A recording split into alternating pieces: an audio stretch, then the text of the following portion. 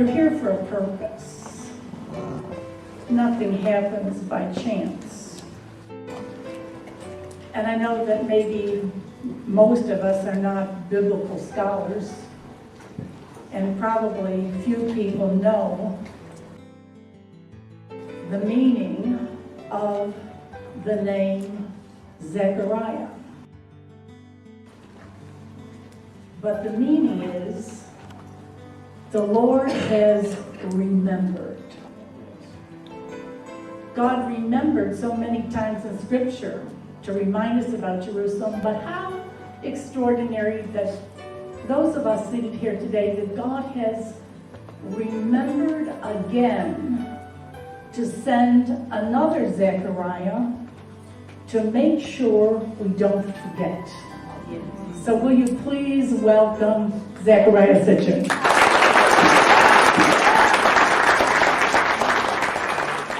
Zaccaria Sitchin will be remembered among the pioneers in our history. His contribution to our understanding of our humanity is no less as profound as the discoveries of Galileo and Copernicus. He will be known as the Einstein of our cosmology. Zaccaria was ahead of his time, and we were among the fortunate few who knew this and who knew him. Our lives are forever shifted because of Zaccaria's work and his presence in our lives. He inspired us to be better academicians, astronomers, and archaeologists, no matter what our professions. He encouraged us to become seekers of the truth and teachers of this untold story of our human history through his Sitchin seminars. Zaccaria wanted us to know one another and to continue to work together to that end when he was no longer with us. Today we gather to begin to do just this as we remember and honor Zaccaria. Zaccaria, this is a copy of the poster, and all the Sitchinites here have signed their signatures on it. And this is for you to cherish and to know that when you take it home, you're taking all of us home with you the same way we have a little piece of you in every one of our homes, in every one of our bookcases. Zaccaria, I'm delighted to be here, to be a part of your memorial service. I know that you can hear us, and I know that you still abide in your non-material state right now. So I'd like to thank you with all of those of us gathered together here today for the extraordinary, indeed I think unique service that you have provided to our human family by conduiting up through time the content of the message that the Sumerian people wanted to leave for their progeny. I think we have what was called punctuated evolution, and this is clearly documented in the Sumerian text. They altered the genes, they tried various experiments. That was one great punctuation in evolution. After the deluge, there was another great punctuation in social evolution, when all the great arts and wheat that couldn't possibly be domesticated without incredibly sophisticated knowledge, sheep, which there were no domestic ancestors, wild ancestors to. And our own science is beginning to say, well, wait a minute, yes, we've been wrong. Well, we can't quite agree with you, but we don't know what to do yet. What is accepted as the peak of science is only a convention in time. I mean, it changes. I mean, look at the fact that there are maps of the world that showed Antarctica without ice, long before Western science accepted that this could be possible. Every time you open a newspaper, and if it's a scientific newspaper, you will see another verification of something he said 25 years ago, whether it's astronomy, archaeology, anthropology, paleontology. In my opinion, anyone who's intellectually honest would have to accept a significant part of his writings. I mean, the evidence to me is so overwhelming. He just keeps on being right, you know, and they just can't argue with success. I mean, science and time have been proving him right. No one had the depth of scholarship, and I mean, he had a whole scenario complete. The fact that he went into the trouble of really working out an entire theory complete, which, if true, or even if partially true, completely revises our whole concept of history and cosmology and religion and mythology and everything. We're beginning to realize that the belief systems that we have aren't holding up, and people are dropping them. The major religions are kind of having a hard time holding together, and people are looking for a belief system that has some basis in fact that can be backed up. And I think that Mr. Sitchin's explanations account for the data much more efficiently than all the religious explanations. So this particular kind of a venue gives us a chance to look at a basis for our own history as a species, and to be able to say, well, maybe we did come from the stars, maybe we did come from some other people that came here and seeded us. And there's documentation to back that up. Actually, in his book, Divine Encounters, Sitchin very cleverly deals with this. In the last few pages, he sort of leads you on to the last few pages and said, yes, but even beyond Nibiru, there had to be something that created it. A god that created the gods, if you will, that the ancient Sumerians called gods. So the result is freedom for everybody. Knowledge is freedom.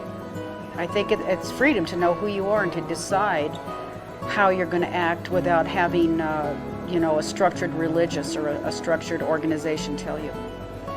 If we can look at ourselves, all of us on this planet, as coming from the same DNA, even, it would be a lot harder to war.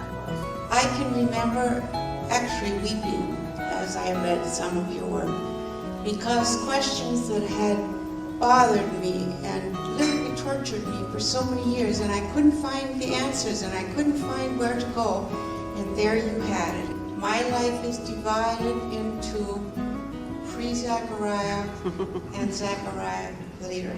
We see that the academic and the religious establishments are addicted to the beliefs, and they won't change them. Even in the light of rediscovered ancient wisdom that's coming about, is showing that something was lost along the way, mistranslated, misinterpreted. I believe that most of us are basically conditioned to believe certain things that is based on incomplete information. And what he has done is simply just found out information that we should all know and should have known for a long time that is just simply missing from the books. And nobody wants to admit they're wrong, but it's great to be wrong. That means you're still learning. And if you're still learning, hip hip hooray. He's gone through and historically looked at the tablets. He has found the screwdrivers, to use his terminology. And you have conveyed it to the modern age of the extraordinary potential history of our human species that few other individuals, either in our time or earlier, have provided any more important service to our human family. So he was just a great figure, and I think he changed the lives of many people. He really represented a huge transformation in thinking for me, and introduced me to a lot of new ideas and a new world. So, Zaccaria, thank you. For this has opened the eyes of many millions of people who have, because of your writings, have for the first time become convinced both that an actual extraterrestrial civilization exists and has been able to come here to our planet, and also to explain what our relationship is to this extraterrestrial civilization. And detailed explanations of how to maintain a spaceport. There are carved in stone pictures of three-stage rocket ships, accounts of nuclear fallout and waste of Babylon and Sodom and Gomorrah. The fights of Indra and his rivals were merely the fights of different groups of Anunnaki, these astronauts and their human, the humans that were on their side. And so the same thing happens in Mesoamerica. We have extensive evidence that should be examined by any serious scholar who wants to know the history of humanity. And Zecharia is a translator, one of the best in the world, and always one of the few 5 or 6 in the world that can translate what he translates. And he starts out with translations, and it's left up to everybody else to come up with the theory. And that's the world of difference between the old way and the new way. He said, translate, you can think for yourself.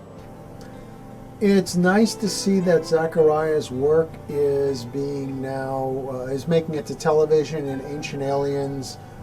He's being sourced as a reference in many publications. But I would like the intelligent young students who have no interest in maintaining reputations built on falsehoods to examine the data objectively. And when the old guard loses its control of academia and the press, then perhaps truth will get a hearing. These are hungry people. They don't want to wait for, the Board of Regents to wait 15 years before that book finally makes it to the university. This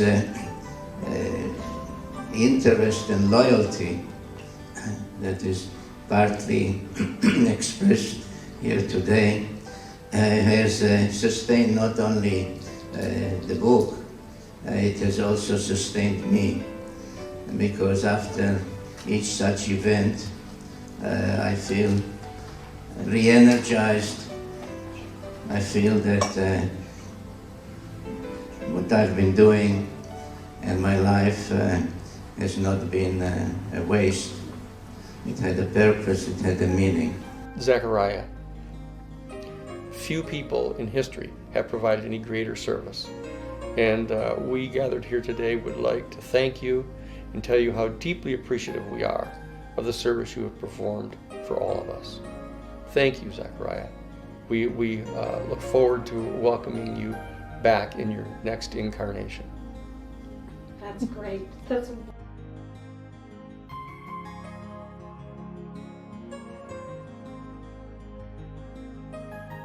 And then David also got married a few months ago, and I'm sure that she had to convert to Sitchinism.